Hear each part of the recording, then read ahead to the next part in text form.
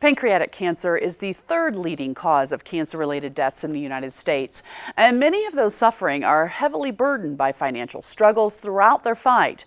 Rhonda Williams, founder and director, national director that is, of the National Pancreatic Cancer Foundation, joined me over Zoom. Rhonda, thanks for being with us. Let's start off really by telling us some of the amazing work the National Pancreatic Cancer Foundation is doing. Well, actually, we do direct financial assistance for pancreatic cancer patients.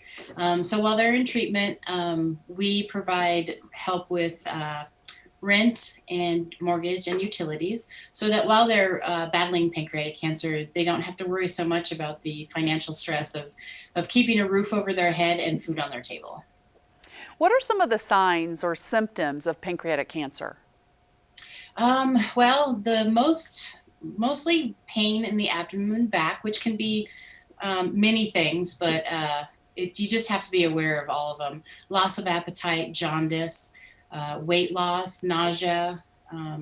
There's a few different ones, but they can be other items, other issues too, other ailments that you might have.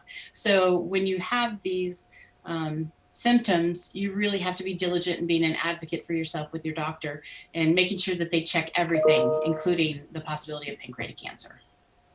In light of November being Pancreatic Cancer Awareness Month, what is the biggest misconception about pancreatic cancer? Actually, in my opinion, there are two big misconceptions about pancreatic cancer.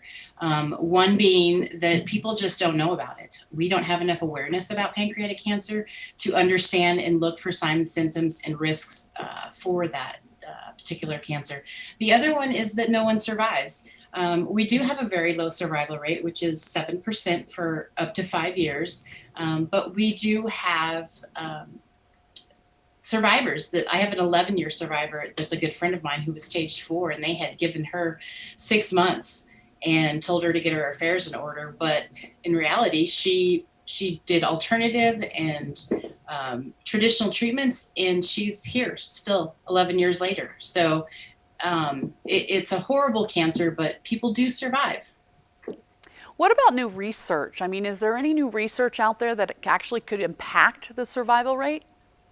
Well, what would impact the survival rate is research as far as early detection for pancreatic cancer. That is the biggest issue. If we could detect it early, the survival rate would go up tremendously. And a few years ago, a young boy by the name of Jack Andraka, he was 15, I believe at the time, he actually invented a urine test that would give us early detection for pancreatic cancer. It is now in the FDA, and it has about 17 years left before we're actually going to see it in use, which is unfortunate. But so there's not a whole lot of new research for pancreatic cancer. We just keep striving every single day to see if we can find anything and everything that will help these patients survive. What prompted you to begin this foundation? I lost a family member in 2010 after a 5-year battle, and it depleted everything. It depleted their retirement, it depleted all their savings. So we started the foundation in order to provide them some assistance and relief from the financial burdens of pancreatic cancer.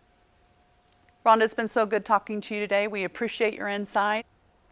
November is Pancreatic Cancer Awareness Month, and through your donations, the National Pancreatic Cancer Foundation is able to provide an opportunity of hope and caring for those afflicted by this terrible disease. Please visit npcf.us to find out more, and we'll be right back.